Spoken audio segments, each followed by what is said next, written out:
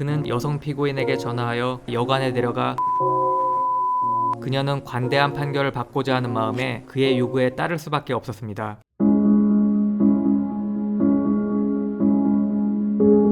규시대학 법학부를 졸업한 47세의 야스카와 테루오는 당시 후쿠오카현 고쿠라의 간이 재판소의 판사였습니다. 어느 날과 같이 기록을 검토하고 재판을 담당하던 그에게 한 사건의 피고인이 눈에 들어왔습니다. 피고인은 31세의 여성으로 아는 가게에서 120만엔 상당의 다이아몬드를 훔친 사건으로 재판받던 중이었습니다. 그는 1980년 7월 11일 밤 8시 40분 부철 고쿠라의 역에서 재판 업무를 핑계로 여성 피고인에게 전화하여 그녀를 그녀 집 근처 다방으로 불러냈습니다. 먼저 와 기다리던 그는 그녀가 나타나기에 한 손을 들었고 그녀는 그의 앞자리에 앉았습니다. 약 20분간 자리는 지속되었고 그녀는 당시 상황에 대하여 이렇게 말합니다. 그가 당신이 형무소에 들어가느냐 마느냐는 내 수중에 있다고 말하기에 여자의 느낌으로 성관계를 요구하는 것으로 이해했습니다. 아울러 그녀는 당시 피해자에게 다이아몬드를 돌려주거나 그 대금을 변제하지 않은 상황이었으므로 이대로라면 실형을 선고받을 수밖에 없다는 의미로 그의 말을 받아들였을 겁니다. 같은 달 15일 밤 7시 그는 다시 그녀를 만나 여관에 데려가 성관계를 요구하였고 그녀는 관대한 판결을 받고자 하는 마음에 그의 요구에 따를 수밖에 없었습니다. 그는 선처를 원하는 그녀의 마음을 알면서 이를 이용하여 성관계를 하였고 성관계 후 그녀에게 5만엔을 주었습니다. 그리고 판결이 가까워진 8월 4일에도 둘은 만났습니다.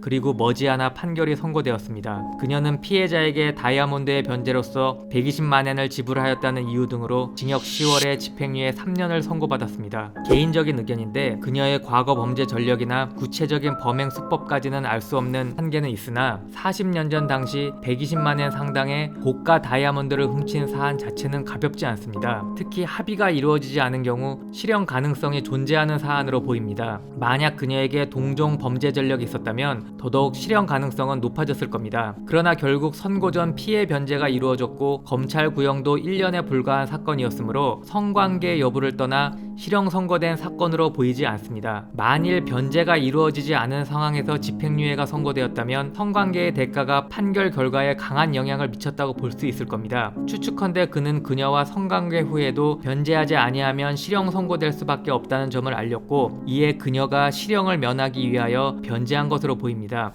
어쨌든 이런 일이 일본 최고재판소에 알려졌고 최고재판소는 철저한 진상 파악에 돌입하였습니다. 그는 그녀와 다방에서 만나고 여관에서 성관계한 사실을 모두 인정하면서 사표를 제출하였습니다. 그러나 최고재판소는 사표 수리를 거부하였습니다. 사안 자체가 매우 중하여 징계가 필요함은 물론 자발적인 사직으로 처리되면 퇴직금이나 연금을 정상적으로 지급하여야 했기 때문입니다. 그래서 최고재판소는 그의 파면을 요구하면서 국회의 재판관 소추위원회에 탄핵 소추하였습니다. 즉 탄핵 재판에 의한 파면을 관철하여 퇴직금, 연금 등 일체의 수급 자격을 박탈하고자 한 것입니다. 그런데 놀라운 일이 벌어졌습니다. 그는 국회의 재판관 소추위원회가 탄핵 여부 결정을 내리기 전 그해 10월에 이루어진 후쿠오카현 히사야마마치의 정장 선거에 입후보하였습니다. 정말 정신 나간 놈 아닌가요? 누가 이런 놈을 뽑아주겠습니까? 그는 선거 운동 과정에서 소년 시절부터 정치가가 되는 게 꿈이었다. 여관에 가자고 유혹한 것도 그 여자다. 작은 친절을 베푼 나를 함정에 빠뜨린 거다. 라고 변명하였습니다. 그러나 4290표 대 159표라는 당선자와 큰 표 차이의 당연한 결과로 그는 낙선하였습니다. 누가 뽑아주겠습니까? 159표나 던진 사람들도 신기합니다. 그런데 그는 정말 당선을 위하여 출마한 것일까요? 당시 일본 공직선거법 90조는 공무원은 공직선거에 입후보했을 때 사직한 것으로 간주한다는 규정이 있었습니다. 그는 입후보함으로써 전직 공무원이 되었고 현직 판사를 대상으로 하는 탄핵 재판을 애초부터 불가능하게 만들었습니다. 결국 탄핵을 통하여 파면되지 않았으니 그는 퇴직금과 연금을 모두 건졌습니다. 그가 손에 넣은 퇴직금만도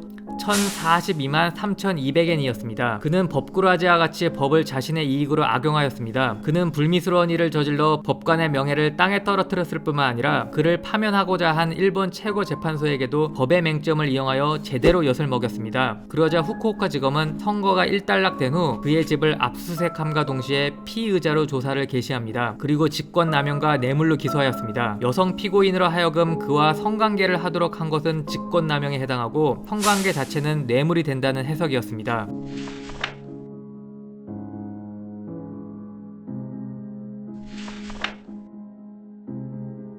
수치스러운 동영상을 뿌리겠다고 협박하여 성관계를 하면 강간죄가 성립하듯이 그가 그녀에게 실형 선고를 하겠다고 협박까지 하여 성관계에 이르렀으면 이 사건 역시 강간이 되었을 텐데 정황상 그 정도까지의 협박에는 이르지 아니한 사건으로 일본 검찰은 판단하였나 봅니다. 그는 재판 과정에서 여관에서의 관계는 애정에 근거한 것이라며 무죄를 주장하였습니다. 즉 재판 따위는 관여하지 않은 순수한 사랑에 의한 행위였다는 겁니다. 그의 변명을 들었을 재판부, 담당 검사, 피해 여성은 과연 어떤 생각을 하였을까요? 뭔 개소리야 같은 말이 절로 나옵니다. 후쿠오카 지방재판소는 그에게 징역 1년을 선고하였고 그대로 최고재판소에서 확정되었습니다. 그에 대한 기소 직후 일본 최고재판소 장관 하토리 타카하키는 비통한 표정으로 말하였습니다. 이 불상사 사건은 국민의 신뢰와 재판소의 위신을 해쳤습니다. 국민에 대해 면목 없습니다. 옷깃을 여며 국민의 신뢰 회복에 힘쓰겠습니다. 그런데 32년 후 대한민국에서도 그것이 실제로 일어났습니다.